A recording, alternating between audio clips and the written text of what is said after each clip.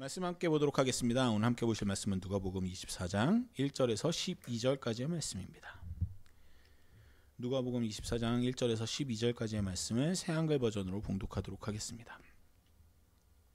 한 주간의 첫날 꼭두 새벽에 여자들이 무덤으로 갔다. 준비해 두었던 여러 가지 향료를 가지고서 말이다.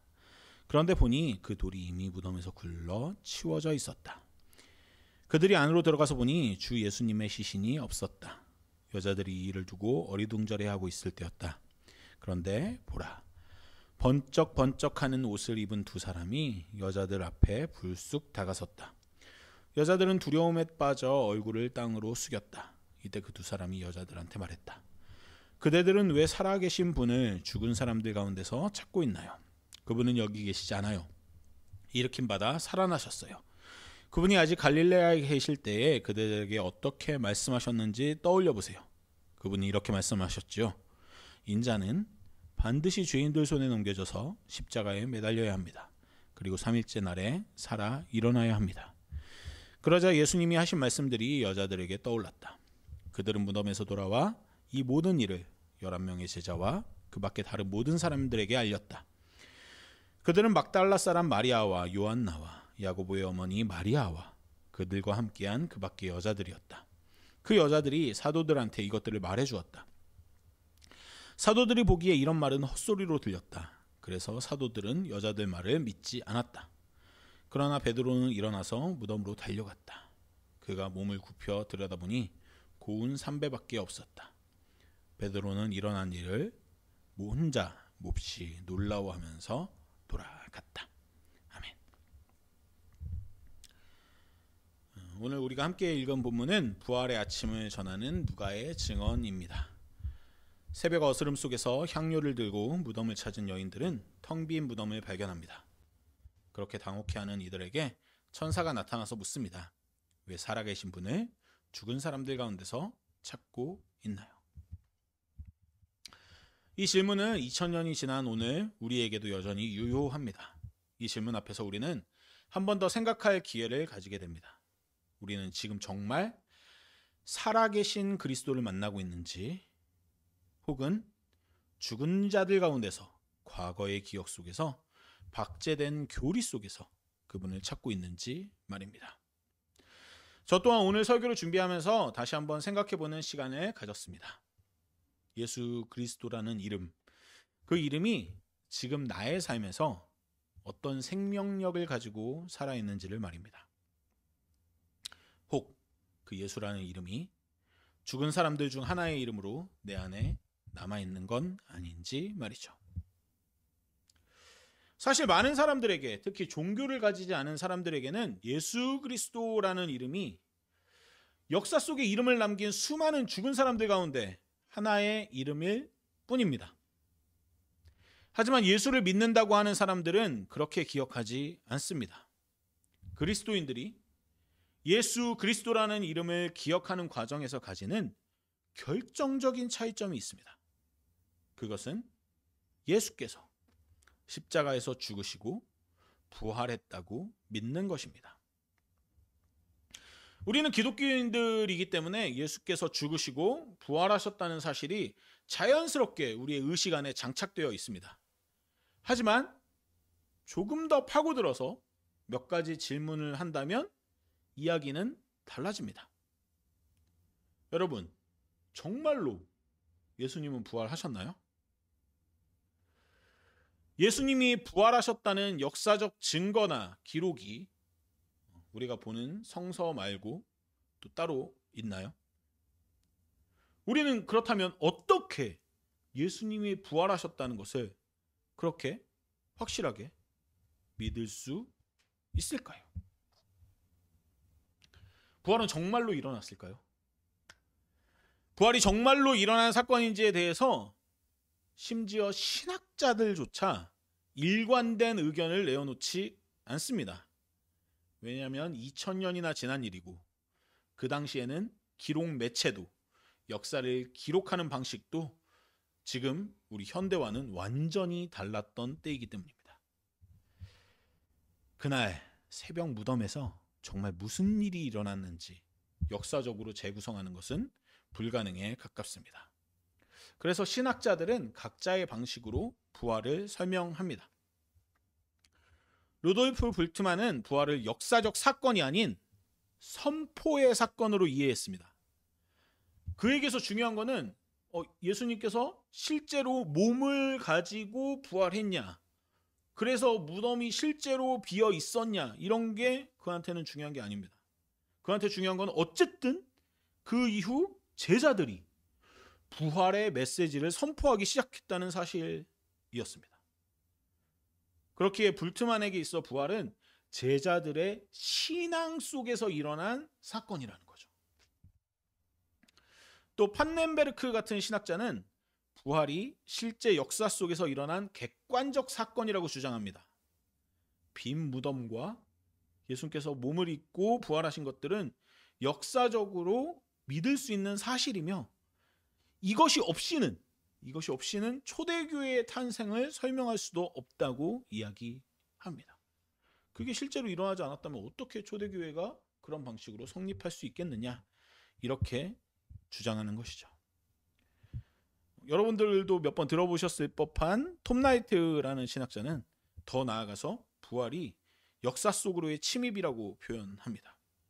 그는 유대교 1세기 맥락에서는 이 부활이라는 단어가 항상 육체적 부활을 의미했기 때문에 그거를 우리가 굳이 현대의 관점으로 상징적으로 부활한 거야, 이런 식으로 얘기하는 것들은 옳지 않다는 거죠. 그 당시에는 부활이라는 단어는 몸의 부활만을 의미했으니까. 그렇기 때문에 제자들이 경험한 것은 단순한 환상이나 영적 체험이 아니라 실제적인 만남이었다고 주장합니다. 조금 이런 두 양자의 의견을 조금 이렇게 통합하는 듯한 신학자 마커스 보그는 부활을 변화시키는 경험으로 이해합니다. 제자들이 어떤 방식으로든 살아계신 그리스도를 경험했고 그 경험이 그들을 완전히 변화시켰다는 것입니다. 그래서 어떤 방식으로든 경험했다고 하면은 그래도 예수님이 부활하셨다는 것을 완전히 믿는 거 아니야, 이렇게 하는데 그한테 중요한 거는 부활의 물리적인 성격이 아닙니다. 예수님의 몸을 만져볼 수 있었냐 없었냐 뭐 이런 물리적인 성격이 아니라 그것이 가져온 변혁적 힘이 그만큼 중요하다고 이야기합니다. 뭐 같은 얘기를 하는 것 같고 있지만 약간씩 결이 다르죠. 근데 흥미로운 것은 이렇게 다양한 관점을 가진 신학자들이 한 가지 지점에서는 똑같이 일치한 의견을 보인다는 것입니다. 그것은 바로 부활이 일어났다고 하는 그때에, 그 시점에 제자들에게 그리고 또 예수님을 따르던 무리들에게 부활에 준하는 충격적인 무언가가 일어났다는 것입니다. 생각해 보십시오. 십자가 아래서 모두 도망쳤던 제자들입니다. 베드로는 예수님을 3번이나 부인하면서 저주하기까지 했습니다. 그들은 두려움에 떨면서 문을 걸어 잠그고 숨어 있었습니다. 예수님이 국가 반역죄로 그냥 이렇게 십자가에 달린 사형수가 되었는데 그를 따르던 무리들이라고 하면 어떤 방식으로든 불이익이 있을 거라고 생각하면서 숨어있던 제자들입니다. 그런데 불과 몇 주 후 그들이 예루살렘 한복판에서 담대하게 부활을 선포하기 시작합니다. 무엇이 이들을 변화시켰을까요? 그래서 신학자 이피 샌더스는 이렇게 말합니다. 제자들이 예수를 보았다고 믿은 것은 역사적 사실이다. 무엇을 보았는지는 역사가가 말할 수 없지만 그들이 무언가를 경험했다는 것은 부인할 수 없다.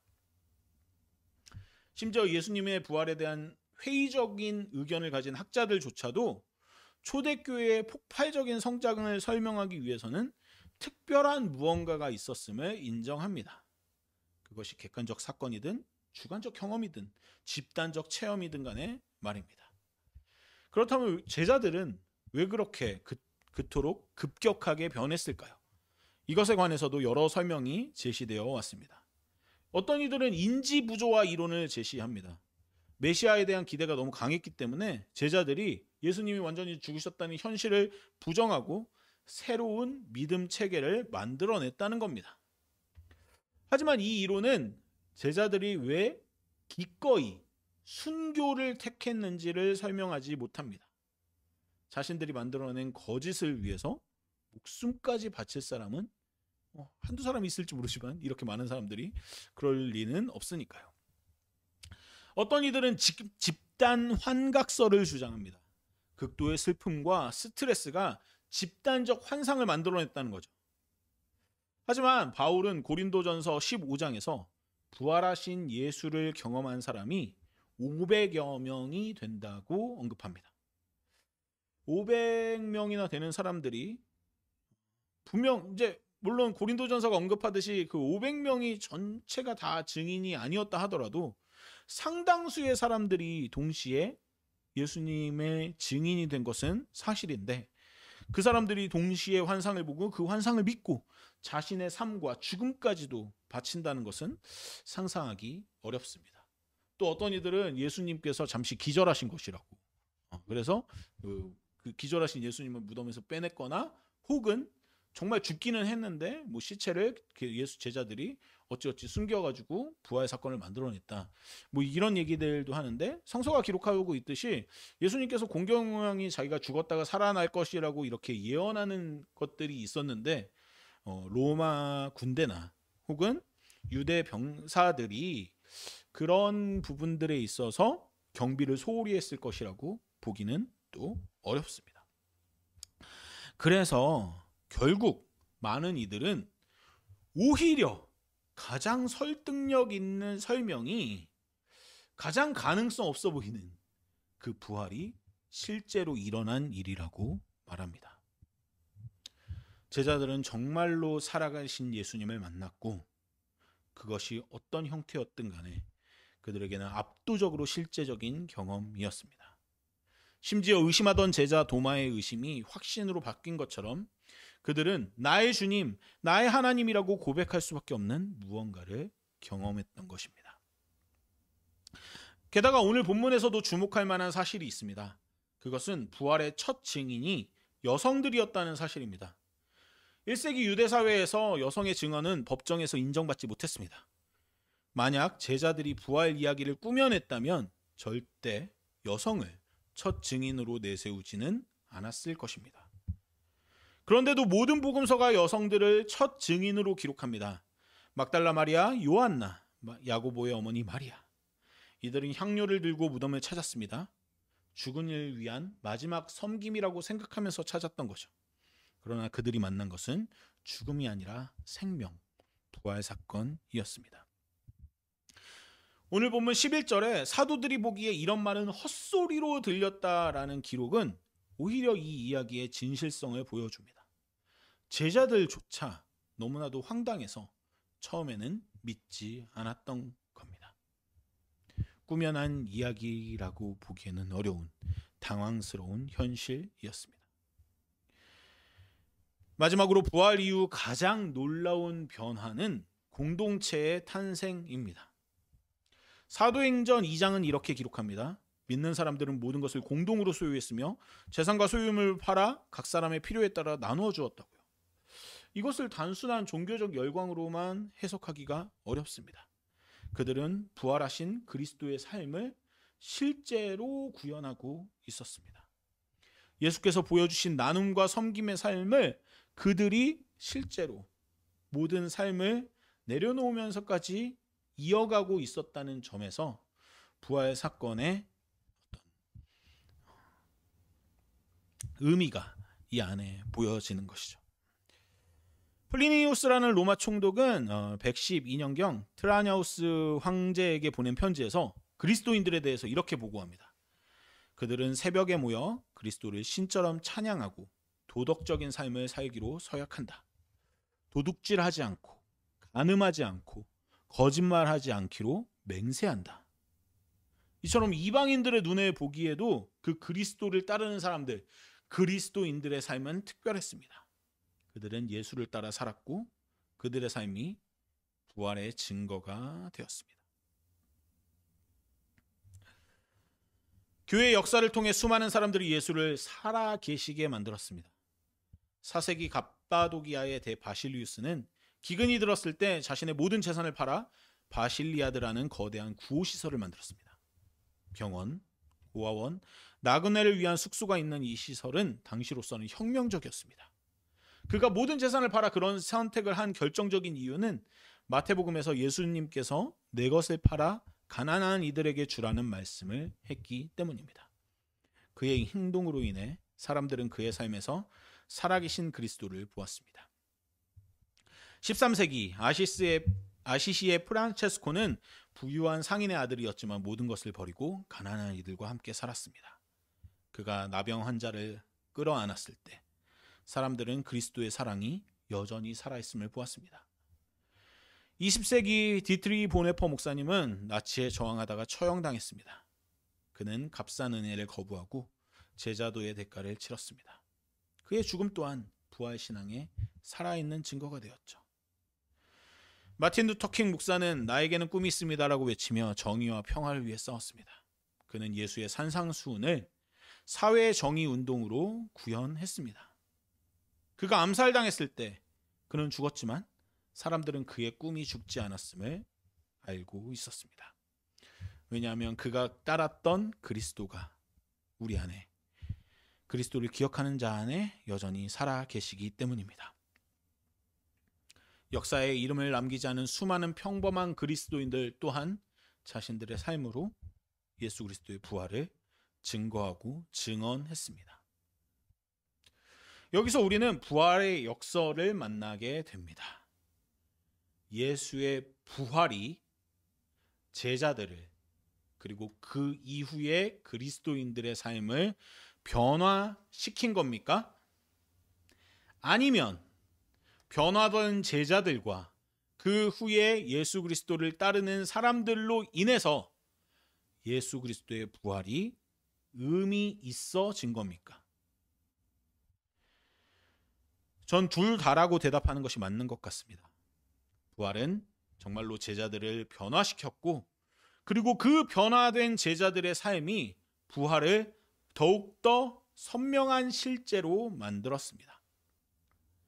부활과 삶은 분리될 수 없는 하나의 실제입니다.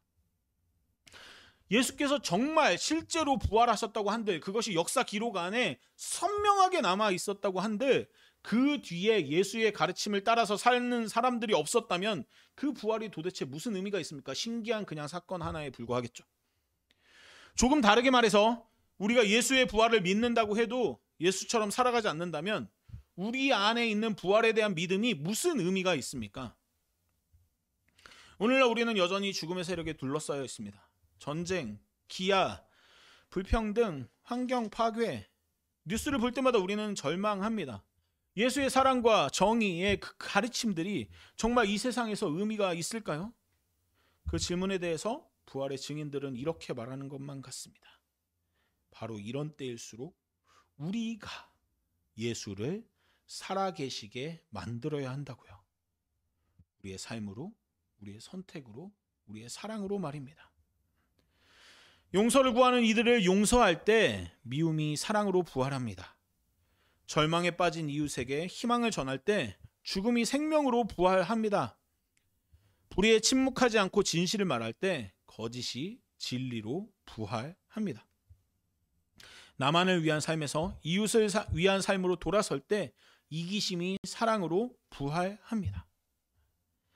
이제 우리에게 질문이 주어집니다. 우리는 예수를 어디서 찾고 있습니까? 예수를 찾던 여인들에게 천사가 대답했던 말을 기억하면 좋겠습니다. 왜 살아계신 분을 죽은 사람들 가운데서 찾고 있나요? 살아계신 예수는 죽어있는 문자 기록 안에 있지 않습니다. 그분은 삶의 현장에 계십니다. 고통받는 이웃 속에, 정의를 위한 투쟁 속에, 화해와 평화를 만드는 노력 속에 계십니다. 우리가 그분의 길을 따라 살 때 그분은 죽은 자들 가운데서가 아니라 산 자들 가운데서 다시 부활하시고 다시 살아 계십니다. 좀 더 극단적으로 말해서 그리스도는 우리가 그를 살 때까지 죽어 있습니다. 우리가 예수의 삶을 살지 않는다면 그는 죽은 사람들 가운데 존재할 뿐입니다. 그래서 저는 부디 우리가 예수처럼 사랑하는 삶을 꿈꾸길 바랍니다. 조건 없는 사랑, 자기를 내어주는 사랑. 이 모든 것이 그저 불가능하다 말하지 않고 그 불가능한 사랑을 꿈꾸는 우리가 되면 좋겠습니다. 또한 예수처럼 섬기는 삶을 꿈꾸길 바랍니다. 섬김받기를 바라고 기다리기보다 먼저 섬길 수 있으면 좋겠습니다. 다른 이의 발을 씻겨주는 우리가 되면 좋겠습니다. 예수처럼 정의를 추구하길 원합니다. 약자의 편에 서고 하나님 나라의 정의를 이 땅에 실현하기 위해 노력하는 우리가 되길 원합니다. 예수처럼 용서하며 살아가길 원합니다. 십자가 위에서도 아버지 저들을 용서하여 주십시오라고 기도하신 그 마음을 기억하면 좋겠습니다. 마지막으로 예수처럼 희망하는 우리의 삶이 되길 원합니다. 죽음 앞에서도 부활을 이야기했던 예수님을 기억하길 원합니다. 그분처럼 절망의 상황 속에서도 소망의 끈을 놓지 않는 우리가, 어둠 속에서도 빛을 보는 우리가 되길 원합니다. 하지만 사실 이 모든 것은 개인의 힘만으로는 불가능합니다. 그래서 우리는 공동체로서 함께 부활을 살아야 합니다. 초대교회가 그랬듯이 우리도 함께 모여 빵을 나누고 서로의 짐을 지고 기쁨과 슬픔을 함께 나누어야 합니다. 교회는 단순한 종교 모임이 아니라 부활의 공동체입니다. 오늘 본문 마지막 부분에서 베드로는 여인들의 증언을 듣고 무덤으로 달려갑니다. 그는 빈 무덤을 보고 놀라워하면서 돌아갑니다. 아직 완전히 이해하지 못했지만 그 또한 무언가 시작되었음을 느꼈을 것입니다. 우리도 마찬가지입니다. 부활을 완전히 우리의 이성과 논리로서 이해할 수는 없습니다. 그것은 우리의 이성과 경험을 초월하는 신비입니다. 하지만 우리는 선택할 수 있습니다. 우리의 삶을 부활을 선택하고 예수를 따르는 삶을 살 것인지, 아니면 부활을 그저 박물관에 전시해 둘 것인지 우리는 얼마든지 선택할 수 있습니다. 살아계신 그리스도는 우리가 그분을 살아갈 때 만날 수 있습니다. 용서할 때, 사랑할 때, 정의를 행할 때, 섬길 때, 희생할 때 우리는 부활을 경험합니다.